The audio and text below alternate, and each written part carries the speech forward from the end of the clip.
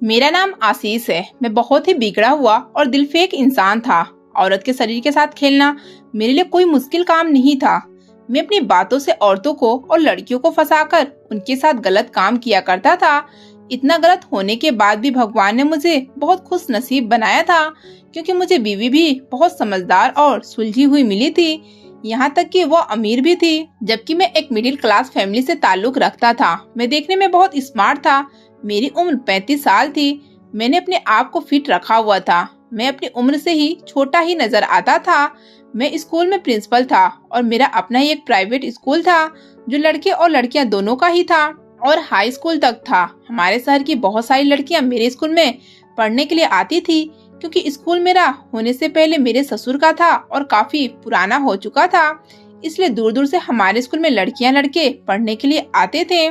मैं अपनी 15 साल की उम्र से ही रंगीन मिजाज का था। 20 साल की उम्र में मेरी शादी हो गई थी। इस उम्र में आकर भी मैं स्कूल की टीचर को कभी नहीं छोड़ता था। एक दिन एक खूबसूरत औरत आई और कहने लगी कि सर, मैं बहुत गरीब हूँ, प्लीज मेरे बेटे का फ्री एडमिशन कर लीजिए। मेरा बेटा बहुत तेज है। मैं अपने बेटे को पढ़ाना चाहती हूँ और अपने बेटे को पढ़ा लिखा कर किसी काबिल बनाना चाहती हूँ। वो औरत बहुत उम्मीद लेकर मेरे पास आई थी। तब मैंने उसे एक ऑफर दी और कहा कि तुम्हारे बेटे की यहाँ पर एजुकेशन फ्री में हो सकती है। मेरी बात सुनकर वो बहुत खुश हो गई थी, लेकिन फिर मैंने उसे जब अपनी डिमांड बताई तो उसके होश उड़ गए थे। मैंने उसे कहा कि तुम्हें मेरे साथ एक रात गुजारनी होगी, उसके बदले में ही तुम्हारा बेटा यहाँ पर फ्री में पढ़ाई करेगा। औरत मजबूरी में आकर मेरी बात मान गई और मेरे साथ टाइम स्पेंड कर लिया। लेकिन उस दिन जब मैं अपने घर गया तो मेरे पैरों तले से जमीन निकल गई थी, क्योंकि मेरी अपनी बीवी ही कुछ ऐसा कर रही थी जिसे देखकर मुझे अपनी आंखों पर यकीन नहीं हुआ और मुझे अपनी बीवी पर बहुत गुस्सा आया था। मेरी स्कूल की एक स्टूडेंट काफी देर से उसको लेकर बाहर खड़ी हुई मेरा इंतजार कर रही थी। स्कूल की आया मुझे कई बार उसके बारे में इंफॉर्मेशन दे चुकी थी, लेकिन मैं बिजी होने की एक्टिंग कर रहा था और फिर मैंने कई घंटे लगाकर उस लड़की को खूब तंग कर लिया। तो स्कूल की आया को साफ साफ कह दिया कि अगर ये लड़की अंदर आई तो मैं तुम्हें नौकरी से निकाल दूंगा। मेरी बात सुनकर आया बहुत घबरा गई थी। वो अपनी ड्यूटी अच्छे से निभा रही थी, लेकिन जिसको मैंने ऑफिस के दरवाजे पर रोक रखा था और अपने लिए यह समझ रहा था कि वो 2-3 घंटे से बाहर खड़े रहकर थक हार कर थोड़ी देर के बाद खुद ही वहाँ से चली जाएगी, मगर यह मेरी गलत फहमी थी। बल्कि वो लड़की तो ऑफिस के अंदर और मुझसे मिलने के लिए मचल रही थी। उसे इंतजार करते जब ज्यादा वक्त हो गया तो उसने हंगामा करना शुरू कर दिया था। वह ऑफिस के बाहर जोर जोर से चिल्ला रही थी। उसने पूरे स्कूल को भी अपने सर पर उठा लिया था। मेरे ऑफिस के दरवाजे पर ही उस लड़की और आया के बीच बहस शुरू हो गई थी। वह दोनों खूब हंगामा कर रही थी। थोड़ी देर के बाद ही उनकी आवाज स्टाफ भी सुन रहा था। तभी अचानक मेरे होश उड़ गए। इससे पहले कि पूरे स्कूल में लड़ाई की खबर लीक हो जाती, मुझे उस लड़की को रोकना ही था। मैं एक झटके से अपनी सीट से उठा और ऑफिस के दरवाजे को खोलकर बाहर आ गया था। मेरे चेहरे पर गुस्सा साफ दिख रहा था। मुझे गुस्से में देखकर वहाँ के टीचर्स वहाँ से खिसक गई थी। हालांकि आया मेरे हुक्म के इंतजार में खड़ी रही। मुझे बाहर देखकर वह लड़की जानवी बुरी तरह से रोने लगी और मेरे करीब आकर कहने लगी, सर आप प्लीज एक बार मेरी बात सुन लो। मैं उसे लेकर अपने ऑफिस के अंदर आ गया और आया से सख्ती से कह दिया कि ऑफिस के अंदर कोई भी नहीं आना चाहिए और मैं अभी किसी से कोई भी बात नहीं कर सकता। यह कहकर मैं जानवी के साथ अंदर आ गया और ऑफिस का दरवाजा अंदर से बंद कर लिया। ज्यादा रोने की वजह से जानवी की कंडीशन खराब हो रही थी और उसकी आंखें भी लाल हो रही थी। जानवी हाई स्कूल की स्टूडेंट थी और बहुत ज्यादा खूबसूरत थी। रोने की वजह से उसके गोरे गोरे चेहरे की आंखें, नाक और गाल लाल हो गए थे, जिसकी वजह से वो और भी ज्यादा खूबसूरत लग रही थी। मैंने उसे बाजू से पकड़कर अपने करीब खींच लिया तो मेरे सीने के साथ लगकर मुझसे चिपक गई और जोर जोर से रोने लगी। तो मुझे घबराहट का एहसास होने लगा। वैसे भी रोती हुई लड़कियां रोते हुए मुझे बिल्कुल अच्छी नहीं लगती थी और उस वक्त जानवी को रोता देखकर भी मुझे उससे उलझन महसूस हो रही थी। इसलिए मैं एकदम से पीछे हो गया और उसे उंगली दिखाते हुए कहने लगा कि यह बेवजह का रोना धोना बंद करो।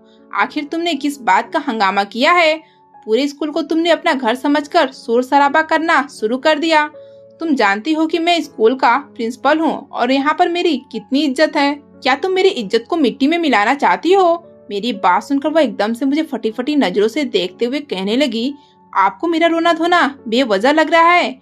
आपको लगता है कि मैं आपके सामने बेवजह रो रही हूँ?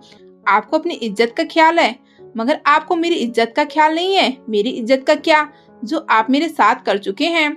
मैं कल से आपको मैसेज और कॉल कर कर के पागल हो गई हूँ। न तो आप मेरी कॉल और ना ही मेरे किसी मैसेज का जवाब दे रहे हैं। हालांकि आपने मेरे सारे ही मैसेज व्हाट्सएप पर रीड कर लिए हैं। मुझे लगा था कि आप मुझसे बात करेंगे, मेरी कंडीशन के बारे में पूछेंगे, मगर आपको तो मेरी कोई फिक्र ही नहीं है। फिर मुझे यह एहसास होने लगा कि अब तुम मुझसे अपनी जान छुड़वा रहे हो, और ऐसा मैं कभी होने नहीं दूंगी। मुझे कोई शौक नहीं यहाँ पर शोर शराबा करूँ। अगर आप मेरे मैसेज या कॉल का रिप्लाई दे देते तो हम दोनों के बीच तसल्ली से बात हो सकती थी, या फिर आप मुझे आराम से ऑफिस के अंदर आने की परमिशन देते तो शायद ये हंगामा इतना न बढ़ता। स्कूल में पढ़ने वाली बहुत सी लड़कियां मेरे मोहल्ले में भी रहती हैं। उनके कानों तक अगर मेरी ये बातें पहुंची तो आप सोचिए, वो तो फौरन मेरे घर आकर मेरे माँ बाप को सब कुछ बता देंगी। अभी मेरी उम्र ही क्या है। मेरी सच्चाई जानने के बाद मेरे माँ बाप मुझे घर भी बैठा देंगे, मुझे पढ़ने भी नहीं देंगे, और हो सकता है कि शायद वो मेरी शादी करवा दे। आपको पता है ना कि अगर ये बात मेरे घर वालों को पता चल गई फिर क्या होगा। इससे आगे तो आपको सोचना चाहिए था। मेरे साथ गलत करते वक्त अब आपको अपनी इज्जत का ख्याल नहीं आया था। अब आपको अपनी इज्जत की फिक्र हो रही है। तो मैं उसकी बात पर भड़कते हुए कहने लगा कि तुम भी कोई मासूम बच्ची नहीं हो। अगर मैंने तुम्हारा इस्तेमाल किया तो तुम भी मेरी बातों में आ गई, और मुझे क्यों तुम्हारे बारे में सोचना चाहिए। मैंने क्या तुम्हारा कोई ठेका ले रखा है? तुम्हारे और मेरे बीच में जो भी हुआ था वो तुम्हारी मर्जी से ही हुआ था। तुम मुझसे अपना फीस माफ करवाना चाहती थी। तुमने मुझसे अपनी परेशानी के बारे में बताया था कि तुम्हारे पेरेंट्स गरीब हैं, वो तुम्हारे स्कूल की फीस भरने के लिए बहुत ज्यादा परेशान रहने लगे हैं। तुम्हारे ऊपर 6 महीने की फीस चढ़ गई थी।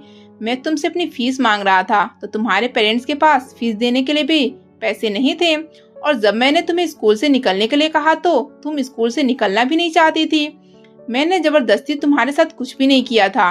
मैंने जब तुम्हें बताया कि अगर तुम मुझे खुश कर दोगी तो मैं तुम्हारी सारी फीस माफ कर दूंगा और आगे भी तुम पढ़ सकती हो। अभी हाई स्कूल में तुम्हारा साल पूरा होने में 4 महीने रह गए हैं। मैं तुम्हारी इन 4 महीनों की फीस भी माफ करने के लिए तैयार था, तो तुम मेरी बात मान गई थी। तब जाकर हम दोनों के बीच सब कुछ हुआ था। इस सब में मेरी अकेले की गलती नहीं है, तुम भी इसमें बराबर की हिस्सेदार हो। यह बात तुम अच्छे से जानती हो। मेरी बात सुनकर वह एकदम से बिखर गई। मेरे साथ यह सब करने से पहले आपने ऐसी कोई बात नहीं की थी। उस वक्त तो आप मेरी तारीफ में जमीन आसमान एक कर रहे थे। कह रहे थे कि मुझ जैसी पढ़ाकू लड़की को स्कूल की जरूरत है ताकि आपके स्कूल का नाम रोशन हो सके, और मुझ जैसी टैलेंटेड लड़की अगर इस स्कूल को छोड़कर चली जाएगी तो आप लोगों का भी नुकसान होगा। आपने मुझे अपनी स्कूल की स्टूडेंट होने के बावजूद अपनी स्पेशल स्टूडेंट बनाया हुआ था। मैं अपनी पढ़ाई कम करती थी, बल्कि आपके दिए हुए काम ज्यादा करती थी। उस एक ऑफर पर आपने मेरी पूरी जिंदगी बर्बाद कर दी। आप मेरा खूब इस्तेमाल करते रहे, मुझे भरोसा दिलाते रहे कि अगर कोई ऊंच नीच हो गई तो आप मुझसे शादी कर लेंगे। आप स्कूल के प्रिंसिपल हैं, आप मेरी फैमिली से अपने और मेरे रिश्ते की बात करेंगे तो मेरी फैमिली फौरन मान जाएगी। अगर मेरी फैमिली नहीं भी मानी तो आप मुझसे उनकी मर्जी के खिलाफ जाकर ही शादी कर लेंगे, क्योंकि आप मुझसे बहुत प्यार करते हैं और मुझसे अलग नहीं हो सकते। मैं बेवकूफ अपनी मासूमियत में आकर आपके ऊपर भरोसा कर बैठी। मैं अपना सब कुछ निछावर करके बैठ गई, और अब आप कहते हैं कि इसमें मेरी भी गलती है। यह कहते कहते उसने अपना पर्स खोला और उसमें से लैब की रिपोर्ट निकालकर मेरे मुंह पर जोर से मारी और कहने लगी कि यह देखें, आप अपनी गलती खुद अपनी आंखों से पढ़ सकते हैं कि मैं कितनी बड़ी मुश्किल में फंस चुकी हूँ और कितनी मुश्किल से मैंने अपनी रिपोर्ट करवाई है। मैं जानती हूँ कि आपको मुझ पर यकीन नहीं है, इसलिए मैं आपके पास ये सबूत लेकर आई हूँ। वह यूरिन टेस्ट की रिपोर्ट थी। मैंने एकदम से वो रिपोर्ट पकड़ ली जो भी जमीन पर गिरने वाली थी, और उस रिपोर्ट को साफ साफ साबित होता था कि जानवी प्रेग्नेंट है। मैंने सवाल करते हुए नजरों से जानवी की तरफ देखा तो वो एकदम से फिर से रोने लगी। वह कहने लगी कि मुझे मेरे माँ बाप मासूम बच्ची समझते हैं, लेकिन उन्हें नहीं पता कि उनकी बेटी अपने ही स्कूल के प्रिंसिपल के बच्चे की माँ बन गई है। इस सब की वजह आप हैं। आपने मुझे इतनी बड़ी मुश्किल में डाला है। मैं चौंकते हुए कहने लगा कि मैं क्यों हूँ उसकी वजह? मुझे क्या पता कि तुम कितने लड़कों के साथ इश्क लड़ाती रही हो, और जब माँ बन गई तो इल्जाम मुझ पर लगा रही हो। तो वो एकदम से हक्का बक्का होते हुए मेरी तरफ देखने लगी। मेरी बात सुनकर तो काफी देर तक उसे यकीन ही नहीं आया था कि मैं यह सब कह रहा हूँ। कुछ देर के बाद जब वो अपने होश में आई तो फिर से रोने लगी और कहने लगी, आपको मानना ही पड़ेगा कि यह बच्चा आपका ही है। मुझे अच्छी तरह से याद है कि आपने मुझे अपने प्यार के जाल में फंसाया था। उस वक्त तो मैं नासमझ थी।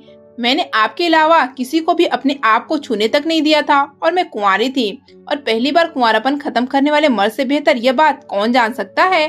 फिर भी आप मुझ पर गलत इल्जाम लगा रहे हो कि मेरा दूसरे लड़कों के साथ अफेयर था।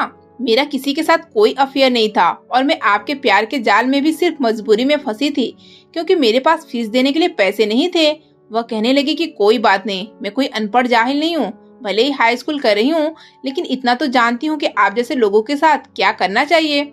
मैं आपकी बातों से डरने वाली नहीं हूँ। मैं आपको अदालत तक घसीट दूंगी। आप लड़कियों की ताकत को नहीं जानते। मेरी उम्र भले ही अभी कम है, मगर मैं लड़कियों के साथ हो रही जुल्म को अच्छी तरह से जानती हूँ। आपने भी तो मेरे साथ जुल्म ही किया है, जिसकी सजा आपको मिलनी चाहिए। पहले तो मेरा इरादा था कि मैं इस बच्चे को खत्म कर देती हूँ, उसके बारे में किसी को कानो कान खबर भी न हो, लेकिन अब सवाल एक कैरेक्टर पर आ गया है, तो आप यकीन कर लीजिए कि मैं अपने कैरेक्टर पर लगा हुआ दाग जरूर मिटा दूंगी। अब मैं इस बच्चे का अबॉर्शन नहीं करूंगी, बल्कि इस बच्चे का जन्म होने के बाद मैं उसका डीएनए टेस्ट करवाऊंगी और फिर उस बात का फैसला तो अदालत करेगी कि इसका बाप कौन है। आप मेरी बात का यकीन कीजिए, मैं तो खुद तो सबके सामने जलील हो जाऊंगी, मगर आपको कभी भी इज्जत से जीने नहीं दूंगी। जैसे आपने मेरी इज्जत पर दाग लगाया है, मैं आपकी इज्जत पर भी ऐसे ही दाग लगा कर रहूंगी। आपने मेरी मजबूरी का फायदा उठाया है। मैं भी दुनिया को बताऊंगी कि स्कूल की आड़ में आपने लड़कियों की इज्जत के साथ खेलने का अड्डा खोल रखा है, जहाँ पर आप भोली भाई लड़कियों की मासूमियत के साथ खेलते हैं। आप अच्छी तरह से जानते हैं कि आपका वास्ता इस बार कुछ पैसे देकर खामोश हो जाने वाली लड़की से नहीं पड़ा।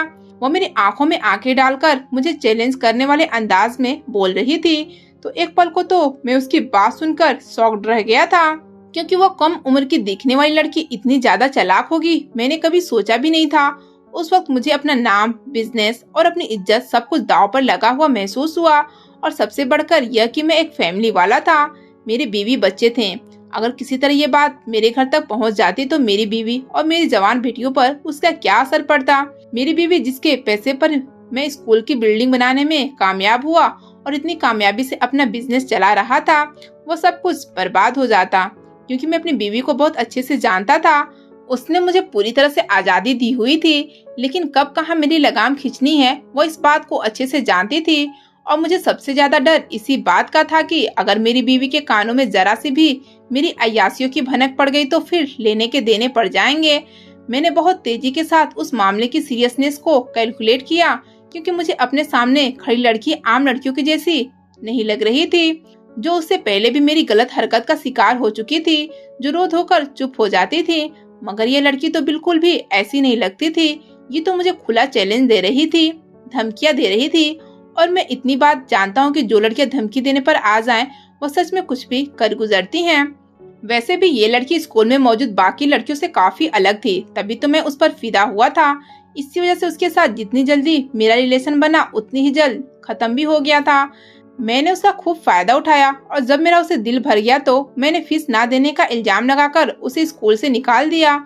उसके पेरेंट्स मेरे पास आए थे और अपनी बेटी के एडमिशन की दोबारा से बात कर रहे थे, मगर मैंने उसके पेरेंट्स से पूरे 1 साल की फीस की डिमांड की थी, जो कि वो लोग नहीं दे सकते थे।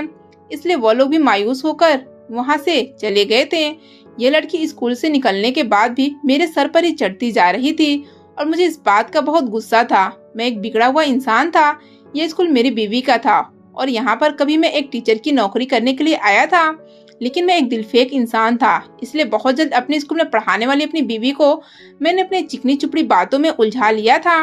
मेरी बीवी अपने पापा की स्कूल में टीचिंग करती थी। मुझसे पहले उसके पापा यहाँ के प्रिंसिपल थे। मेरी पर्सनालिटी भी बहुत अच्छी थी, इसलिए मैं यह बात अच्छी तरह से जानता था कि जिसे भी नजर भरकर मैं एक बार देख लूं, वह मुझ पर फिदा न हो जाए। यह हो ही नहीं सकता। मैं वैसे भी लड़कियों के बारे में अच्छी तरह से जानता था कि उनको इम्प्रेस करने के लिए क्या क्या करना पड़ता है, और मैं अपनी बीवी को पटाने में काफी हद तक कामयाब भी हुआ था। यही वजह थी कि मेरे दोस्तों में लड़कों से ज्यादा लड़कियां मेरी दोस्त थीं। यह और बात है कि मैं उनमें से किसी के साथ भी शादी की कमिटमेंट नहीं की थी, लेकिन मैंने स्कूल में टीचिंग करने के दौरान यह सोच लिया था कि मुझे साक्षी से ही शादी करनी होगी, जो इस स्कूल के प्रिंसिपल की इकलौती बेटी थी। इस फैसले को करने की मेरी 2 बड़ी वजह थी। एक तो वो अपने बाप के मरने के बाद इस बड़े स्कूल की अकेली मालकिन थी जिसकी महीनों की लाखों की सैलरी थी, और दूसरी यह थी कि वह कुंवारी थी और उसके पापा उसके लिए कोई अच्छा लड़का तलाश कर रहे थे। कुछ दिन बाद जब प्रिंसिपल साहब इस दुनिया से चले गए तो मेरी बीवी स्कूल की प्रिंसिपल बन गई थी। आहिस्ता आहिस्ता वह मुझसे प्यार करने लगी थी। उसकी आंखों में मैंने देखा था कि वह मुझसे शादी करना चाहती है, वह मेरे साथ सेटल हो जाना चाहती थी। तो फिर मैंने एक तीर से दो निशाने करने के बारे में सोचा कि बजाय इसके कि मैं अपनी सारी जिंदगी मैं यहाँ पर टीचर बनकर गुजार दूं, क्यों न इस लड़की से शादी करके मैं ही स्कूल का मालिक बन जाऊं। इसलिए मैंने साक्षी को ज्यादा इम्प्रेस करना शुरू कर दिया। पहले उसके सामने इम्प्रेसिव होकर उसे जताया कि मैं कितना मेहनती इंसान हूँ, और उसके बाद मैंने अपनी मोहब्बत की शीशी में उसे ऐसे उतारा कि वो मेरी मोहब्बत में दम भरने लगी, और उसने मुझे एक दिन खुद ही शादी के लिए प्रपोज कर दिया। तो मैंने एक सेकेंड भी गंवाए बिना उसे फौरन ही हाँ कर दी, और शादी के बाद धीरे धीरे मैंने उसकी सीट पर अपना कब्जा किया और उसे बिल्कुल ही घर का बनाकर रख दिया था। ऐसा नहीं था कि उस स्कूल से बिल्कुल ही कट ऑफ हो गई थी, बल्कि वह कभी कभी विजिट पर आती थी। ऐसे में अपनी पूरी कोशिश करता कि उसे कुछ भी न पता चले। स्कूल में फैमिली टीचर्स के साथ मेरी आशिकी और मोहब्बत के खेल हर रोज चल रहे थे, मगर फिर धीरे धीरे कम उम्र की खूबसूरत लड़कियों पर भी मेरा दिल आने लगा था। जिन टीचर्स का मुझे लगता था कि उनका कैरेक्टर लूज है या मैं उन्हें अपनी मर्जी से तोड़ मरोड़ सकता, तो मैं उनके साथ सब कुछ कर गुजरता था। मैंने अपने ऑफिस के साथ ही एक कमरा अपनी अय्यासियों के लिए बनाया हुआ था, जहाँ पर मैं आराम करने के लिए लेटने के लिए जाता था तो बगल में कोई स्कूल के टीचर या स्टूडेंट मौजूद होती थी। उनमें से कुछ अपनी अय्यासियों के चक्कर में मेरे साथ जुड़ जाती और कुछ टीचर्स को मैं अपनी बातों में बहला फुसलाकर उस कमरे में लेकर आता था, और कुछ ऐसी मासूम बच्चियां होती थी जो मेरी किसी न किसी मजबूरी का शिकार बन जाती थी और मजबूरी में आकर मेरे कमरे की रौनक बढ़ आती थी। लेकिन उनमें से कुछ ऐसी भी होती थी जो मेरे झांसे में आ जाती। उन्हें लगता कि मैं ये सब कुछ करने के बाद उनसे शादी भी कर लूंगा, और नशे के धुत में मेरे किए गए वादों के जिक्र में मेरी मर्जी के मुताबिक वो सब कुछ कर जाती थी जो शायद उन्होंने कभी सोच भी नहीं रखा था। एक लड़की जानवी भी थी जो दिन पर दिन न जाने क्यों मुझे चैलेंज देती हुई महसूस होती थी। पहली नजर ही देखने के बाद मुझे उस पर एक ऐसा नशा चढ़ गया था और मैं उसे हर हाल में अपने करीब लाना चाहता था। ये सिर्फ और सिर्फ 18 साल की थी और बहुत ज्यादा खूबसूरत थी, मगर न जाने क्यों मुझसे लोहे के चने चबवा रही थी। अजीब से सीरियस वाला उसका अंदाज होता था। कभी कभी कुछ लड़कियां एक्स्ट्रा क्लासेस होने की वजह से स्कूल में छुट्टी के बाद भी रुक जाया करती थी और अपने घर को लेट जाती थी। जानवी मेरे साथ स्कूल की कुछ फैमिली टीचर्स की भी फेवरेट थी, क्योंकि वो बहुत ज्यादा टैलेंटेड थी। हर बार उसके अच्छे मार्क्स आया करते थे। मुझे अंदर ही अंदर वो काफी तेज भी लग रही थी, और फिर मैं धीरे धीरे उसके करीब जाने की कोशिश करने लगा था।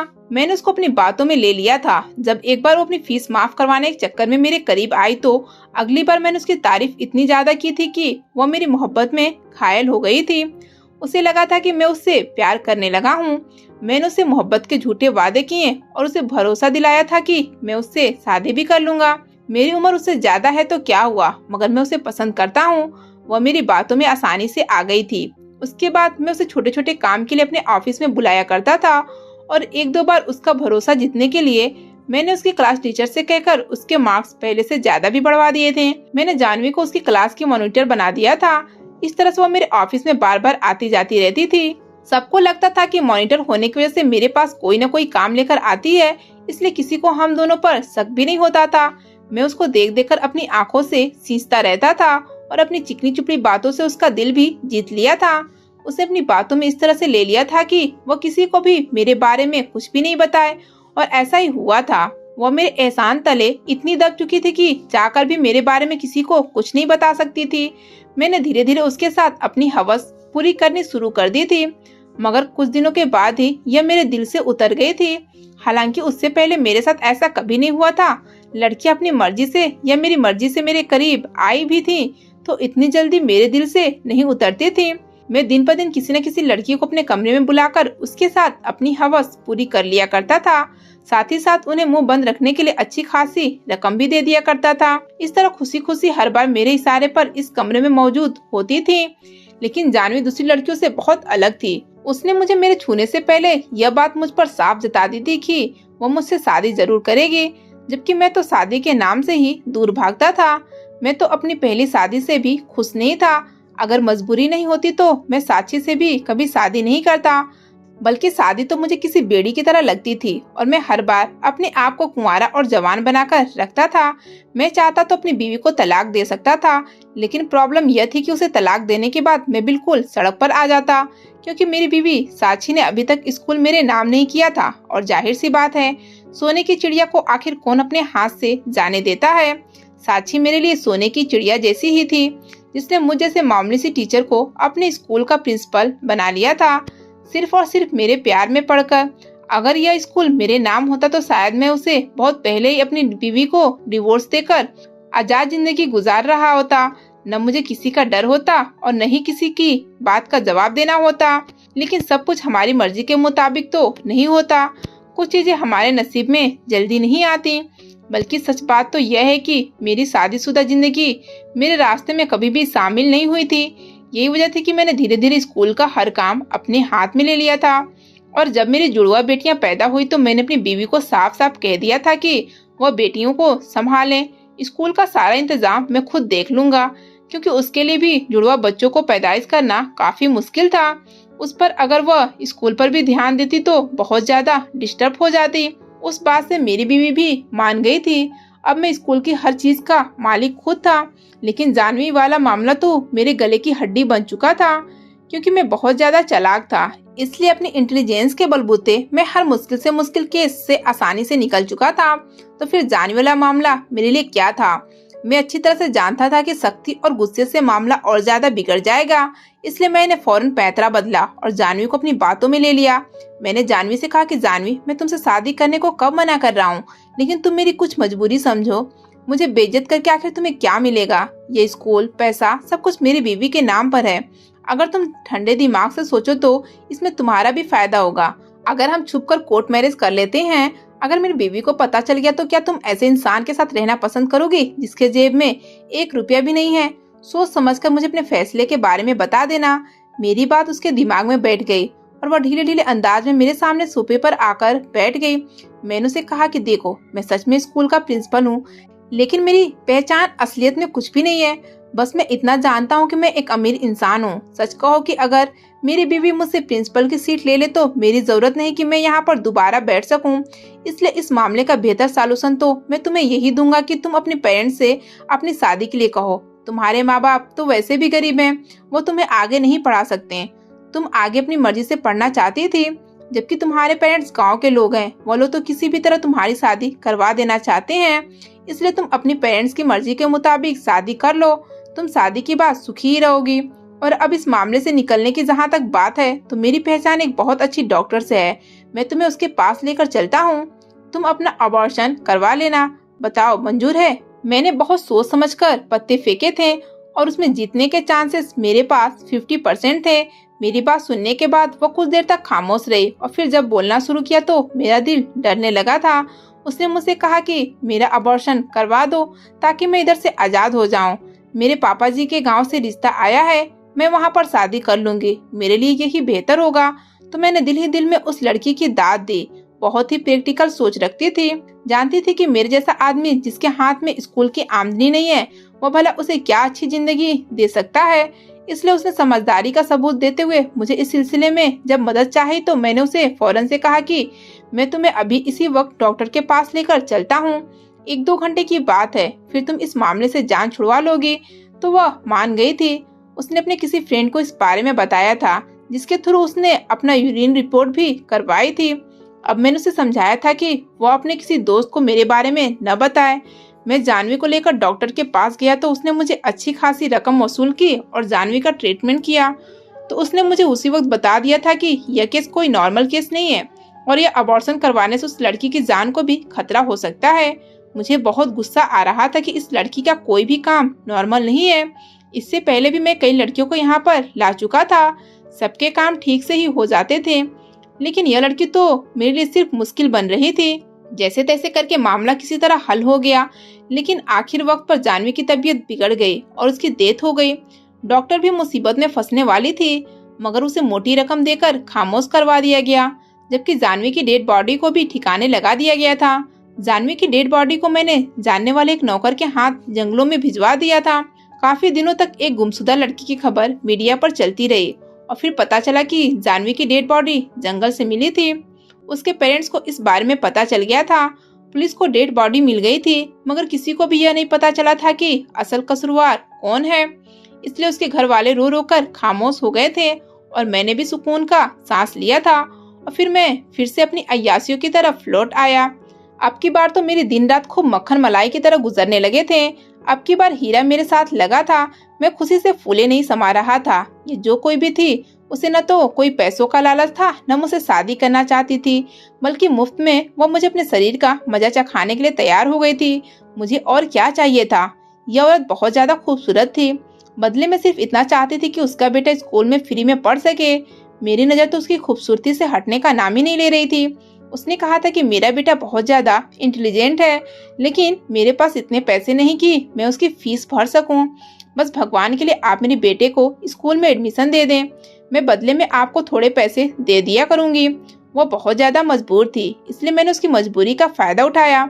मैंने उसके बारे में डिटेल भी पता की थी, जिसके बाद मुझे पता चला था कि उसका पति मर चुका है और वो अपने बेटे के साथ किराए के मकान में अकेली रहती है। लोगों के घरों में काम करके अपने बेटे का गुजारा करती है। मुझे यह औरत अपने आसान शिकार नजर आई थी, क्योंकि यह कुंवारी भी नहीं थी जो नखरे दिखाती, और दूसरी बात, यहाँ पर पैसों के लेन देन का भी कोई मामला नहीं था, बल्कि उल्टा मैं उस पर एहसान करके उसके बेटे को अपने स्कूल में एडमिशन दे रहा था, जिससे उसके बेटे ने स्कूल में एडमिशन लिया था। मैं बहाने बहाने से उस औरत को अपने स्कूल में बुलाता था। वो बहुत मजबूर थी, इसलिए आ जाती थी। एक दिन मैंने उसे अपने स्पेशल कमरे में आने के लिए कहा तो वो रोने लगी।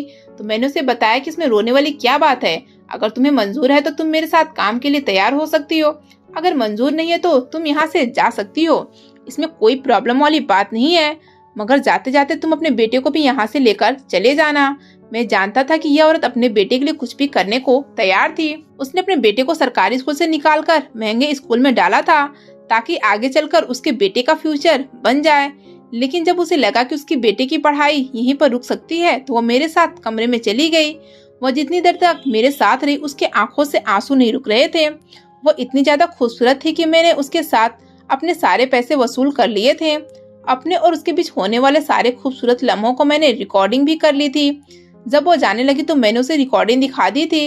रिकॉर्डिंग देखकर उसके होश उड़ गए थे। उसने मुझसे वीडियो डिलीट करने के लिए कहा, तो मैंने उसे कहा कि वीडियो डिलीट हो जाएगी, लेकिन तुम्हें मेरे बुलाने पर हर बार आना होगा, क्योंकि मैं जानता था कि हर बार तुम मेरे बुलाने पर नहीं आएगी। इसलिए मैंने इतना बड़ा बंदोबस्त कर दिया था कि अगर वो अपने बेटे को यहाँ से लेकर जाना भी चाहेगी तो नहीं जा पाएगी। मैं बहुत ज्यादा खुश हो रहा था, क्योंकि मुझे ऐसी कमजोर और बेबस औरतें बहुत पसंद थी। उस औरत का इस्तेमाल मैं कभी भी कर सकता था। मैं उसी बात से खुश होते हुए अपने घर की तरफ आ रहा था, लेकिन अंदर से मुझे जोर जोर की रोने की आवाज सुनाई देने लगी। तो मैं दौड़ता हुआ दरवाजा खोलकर अपने घर के अंदर दाखिल हुआ। मैंने देखा कि मेरी बेटी बुरी तरह से रो रही है और मेरी बीवी उसे मार रही है। मैंने एकदम से अपनी बीवी को गुस्से से पीछे धकेला और अपनी बीवी के सामने आकर खड़ा हो गया। वो बार बार मुझसे कह रही थी कि आप हम दोनों के बीच से चले जाओ। मैं आज इस लड़की को जिंदा नहीं छोड़ूंगी। मुझे भगवान ने सिर्फ 2 जुड़वा बेटियां दी थी। मैंने कभी बेटियों की आंखों में आंसू नहीं देखे थे। अपनी बेटियों को दुखी देखकर मेरा दिल जल जाता था। मैंने कभी न तो खुद अपनी बेटियों पर हाथ उठाया था और न ही कभी अपनी बीवी को उठाने दिया था, लेकिन मेरी बीवी बार बार मेरी बेटी को मारने की बात कर रही थी। मैंने अपनी बीवी की गर्दन को पकड़ लिया और उससे कहा कि खबरदार, जो तुमने मेरी बेटी को हाथ लगाया, आखिर तुम उसे किस लिए मार रही हो? उसकी गलती क्या है? मेरी बीवी मेरी तरफ देखकर कहने लगी, तुम्हारी बेटियां बहुत समझदार हो गई हैं। तुम नहीं जानते कि तुम्हारी बेटी न जाने किसके बच्चे की माँ बनने वाली है। पूछो आखिर किसके साथ अपना मुंह काला करवा कर आई है। अपनी बीवी की बात सुनकर मेरे पैरों तले से जमीन निकल गई थी और मैं अपनी 15 साल की बेटी को देखने लगा था। तभी मेरी बेटी ने अपनी छोटी बहन की तरफ देखते हुए कहा कि आपकी बेटी भी तो उसी लड़के से मिलती है, आपने उसे तो कभी कुछ नहीं कहा। मैंने पलटकर अपनी छोटी बेटी की तरफ देखा, जो सिर्फ मेरी बड़ी बेटी से 5 मिनट छोटी थी। मेरी छोटी बेटी अपनी बड़ी बहन से कहने लगी, मैं तुम्हारी तरह माँ नहीं बनी हूँ। अपनी बेटियों के मुंह से ऐसी बातें सुनकर हम दोनों मियाँ बीवी हैरान रह गए थे। मेरी बीवी ने अपने कानों को हाथ लगा लिया हुआ था और वो चिल्लाती हुई कहने लगी कि मैंने अपनी बेटियों को अच्छी परवरिश की थी, न जाने मुझे किस बात की सजा हो गई है जो मेरी बेटियां इतनी बिगड़ गईं। अपनी बीवी के मुंह से ऐसे निकले हुए लफ्ज मेरे दिल पर लग रहे थे। इस समय मेरे सामने अचानक मासूम और मजबूर लड़कियों के चेहरे आने लगे, जिनके साथ मैंने गलत किया था। उन्होंने न जाने कितनी बार मेरे सामने हाथ जोड़ लिए थे, मुझे खुद से दूर रखने की कोशिश की थी। वो मेरे सामने बिलख बिलख कर रोई थी, गिड़गिड़ाई थी, लेकिन मैं तो हवस के नशे में धुत होकर उनके शरीर के साथ खेलता रहा। मैं समझता था कि शरीर का खेल सिर्फ मेरे ऑफिस के कमरे तक ही मौजूद है, मगर नहीं, ये तो मेरे घर पर बल्कि मेरी बेटियों के बेडरूम तक पहुंच गया। जैसी करनी वैसी भरनी के रूप में मेरे सामने आज खड़ा हुआ था। मैं कल दूसरों की बेटियों की इज्जत के साथ खेल रहा था, आज कोई मेरे ही घर में घुसकर मेरी दोनों बेटियों की इज्जत के साथ खिलवाड़ कर रहा था। मुझे मेरे किए की सजा मिल गई थी। आज मेरी बड़ी बेटी अपनी बॉयफ्रेंड की बच्ची की माँ बन चुकी थी और इसी बेटी के बॉयफ्रेंड ने मेरी छोटी बेटी को भी अपनी गर्लफ्रेंड बनाया हुआ था। मेरी बीवी यह सब कुछ देखकर पागल हो गई थी। आज मेरी बेटियां उसी रास्ते पर चल रही हैं जिस रास्ते की शुरुआत मैंने की थी।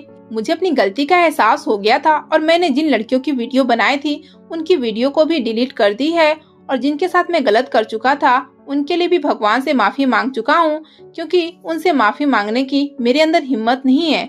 आज मेरे घर के हालात पूरी तरह से बिगड़ गए। मेरी बीवी ने जितनी अच्छी परवरिश मेरी बेटियों को देने की कोशिश की थी वो उतनी ही ज्यादा बिगड़ गई थी। आखिर वो अपने बाप पर गई थी। मेरी बीवी तो ऐसी बिल्कुल भी नहीं थी।